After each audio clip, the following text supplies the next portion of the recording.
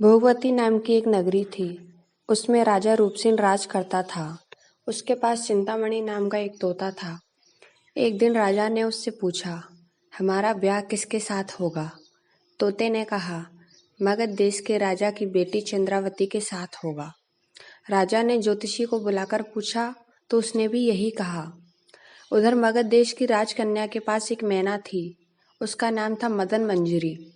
एक दिन राजकन्या ने उससे पूछा कि मेरा विवाह किसके साथ होगा, तो उसने कह दिया कि भोगवती नगर के राजा रूपसेन के साथ। इसके बाद दोनों का विवाह हो गया। रानी के साथ उसकी मैना भी आ गई। राजा रानी ने तोता मैना का ब्याह करके उन्हें एक पिंजड़े में बंद रख दिया। एक दिन की बात है कि तोता मैना में बहस हो गई।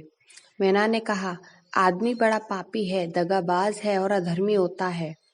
तोते ने कहा, स्त्री झूठी, लालची और हत्यारी होती है। दोनों का झगड़ा बढ़ गया तो राजा ने कहा, क्या बात है, तुम आपस में क्यों लड़ते हो? मैना ने कहा, महाराज, मर्द बड़े बुरे होते हैं। इसके बाद मैना ने एक कहानी सुनाई। इलापुर नगर में महाधन नाम का एक सेठ रहता था। विवाह के बहुत दिनों के बाद उसके घर एक लड़का पैदा हुआ। सेठ ने उसका बड़ा अच्छी तरह से लालन पालन किया, पर लड़का बड़ा होकर जुआ खेलने लगा। इस बीच सेठ मर गया। लड़के ने अपना सारा धन जुए में खो दिया। जब पास में कुछ ना बचा तो वह नगर छोड़कर चंद्रपुरी नामक नगरी में जा पहुंचा। वहां हेमगुप्त नाम का एक साहूकार रहता था। उसके पास जाकर उसने अपने पिता का परिचय दिया और कहा कि मैं जहाज लेकर सौदागरी करने गया था। माल बेचा, धन कमाया, लेकिन लौटते समय समुद्र में ऐसा तूफान आया कि जहाज डूब गया और मैं जैसे तैसे बचकर यहाँ आ गया। उस सेठ की एक लड़की थी, रत्नावती। सेठ को बड़ी खुशी हुई कि घर बैठे इतना अच्छा लड़का मिल गया। उसने उस लड़के को अपने घर में रख लिया और कुछ दिन बाद अपनी लड़की से उसका विवाह कर दिया। दोनों वहीं रहने लगे। अंत में एक दिन वहां से विदा हुए। सेठ ने बहुत सा धन दिया और एक दासी को उनके साथ भेज दिया। रास्ते में एक जंगल पड़ता था। वहां आकर लड़के ने स्त्री से कहा, यहाँ बहुत डर है, तुम अपने गहने उतारकर मेरी कमर में बांध दो। लड़की ने ऐसा ही किया। इसके बाद लड़के ने कहारों को धन देकर डोली को वापस करा दिया और दासी को मारकर कुएं में डाल दिया। फिर स्त्री को भी कुएं में पटक कर आगे बढ़ गया। स्त्री रोने लगी। एक मुसाफिर उधर जा रहा था। जंगल में रोने की आवाज सुनकर वह वहां आया। उसे कुएं से निकालकर उसके घर पहुंचा दिया। स्त्री ने घर जाकर माँ बाप से कह दिया कि रास्ते में चोरों ने हमारे गहने छीन लिए और दासी को मारकर मुझे कुएं में ढकेलकर भाग गए। बाप ने उसे ढांढस बंधाया और कहा कि तू चिंता मत कर, तेरा स्वामी जीवित होगा और किसी दिन आ जाएगा। उधर वह लड़का जेवर लेकर शहर पहुंचा। उसे तो जुए की लत लगी थी। वह सारे गहने जुए में हार गया। उसकी बुरी हालत हुई तो वह यह बहाना बनाकर कि उसके लड़का हुआ है, फिर अपनी ससुराल चला।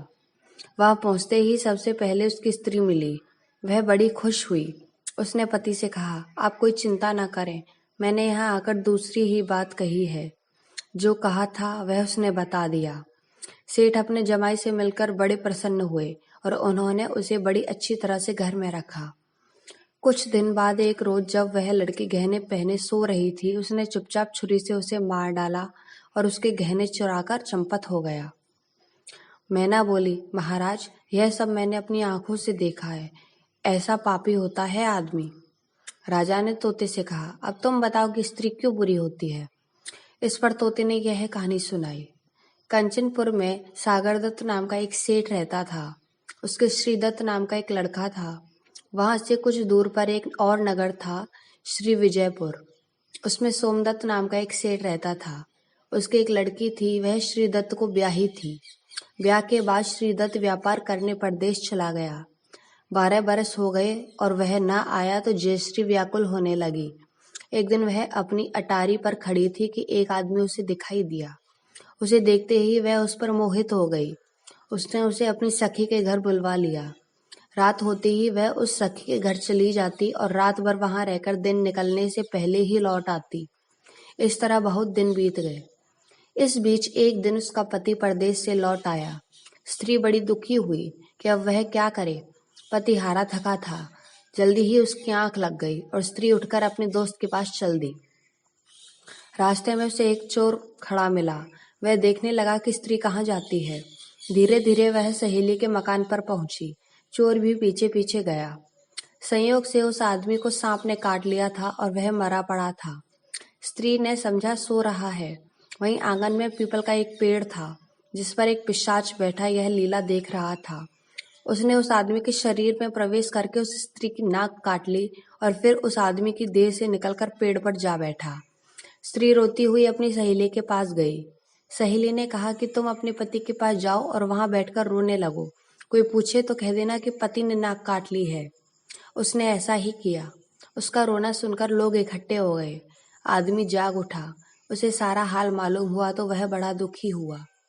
लड़की के बाप ने कोतवाल को खबर दे दी। कोतवाल उन सबको राजा के पास ले गया। लड़की की हालत देखकर राजा को बड़ा गुस्सा आया। उसने कहा, इस आदमी को सूली पर लटका दो। वह चोर वहां खड़ा था। जब उसने देखा कि एक बेकसूर आदमी को सूली पर लटकाया जा रहा है तो उसने राजा के सामने जाकर सब हाल सच सच बता दिया। बोला, अगर मेरी बात का विश्वास ना हो तो जाकर देख लीजिए, उस आदमी के मुंह में स्त्री की नाक है।